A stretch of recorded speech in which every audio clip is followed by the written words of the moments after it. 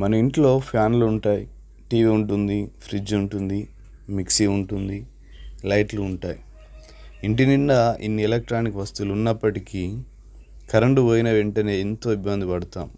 కారణం, కరెంటు లేకపోతే ఇంట్లో ఇన్ని వస్తువులు ఉన్నా, ఎలక్ట్రానిక్ పరికరాలు ఉన్నా వాటి వల్ల సుఖం, సంతోషం, ఉపయోగం ఉండదు. అలాగే ఈ లోకంలో ఆస్తులున్నా, అంతస్తులున్నా, పేరు ప్రఖ్యాతలు ఉన్నా, పదవులు ఉన్నా, స్థితిగతులున్నా, సిరి సంపదలు ఉన్నా, క్రీస్తు లేకపోతే ఎన్ని ఉన్నా అన్నీ సున్నా. మనలను బహుగా ప్రేమించిన దేవుడు తన ప్రియకుమారుడైన యేసుక్రీస్తును మన కొరకు, మన రక్షణ, పాప క్షమాపణ కొరకు ఈ లోకానికి పంపాడు. ఇంట్లో కరెంట్ లేకపోతే ఇల్లు ఎలా చీకటిమయమై ఉంటుందో, అలాగే నీతి సూర్యుడైన యేసు లేని ఇల్లు చీకటిమయమై ఉంటుంది, సాతానుకు నిలయమై ఉంటుంది.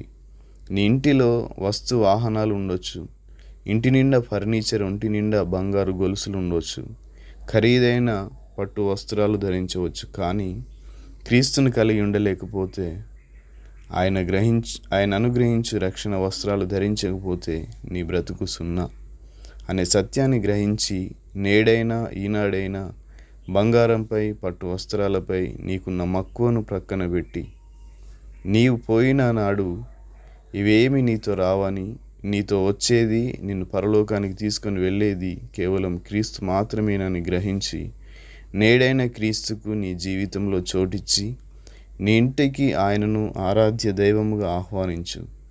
జక్కయ్య ఇంటికి యేసు వెళ్ళినప్పుడు జక్కయ్య జీవితం మారింది. ఆ యేసయ్య సన్నిధి వల్ల ఆ ఇంటిలో ఉన్న చీకటి క్రియలన్నీ ఆ ఇంటిని విడిచిపెట్టాను. జక్కయ్య నిలబడి, ఇదిగో ప్రభువా, నా ఆస్తిలో సగము బీదలకిచ్చుచున్నాను. నేనెవరి యొద్దనైనను అన్యాయముగా దేనినైనను తీసుకొని ఎడల అతనికి 4 వంతులు మరల చెల్లింతునని ప్రభువుతో చెప్పాడు. అందుకు యేసు, ఇతడును అబ్రహాము కుమారుడే, ఎందుకనగా నేడు ఈ ఇంటికి రక్షణ వచ్చి ఉన్నది. లూకాసు వార్త 19వ అధ్యాయం 8-9 వచనాలు అని చెప్పాడు. ఈ యొక్క చిన్న సందేశం కనుక మీకు నచ్చినట్లయితే మా యూట్యూబ్ ఛానల్ని సబ్స్క్రైబ్ చేయండి, అనేక మందికి ఈ మెసేజ్ ఫార్వర్డ్ చేయండి. అందరికీ వందనాలు.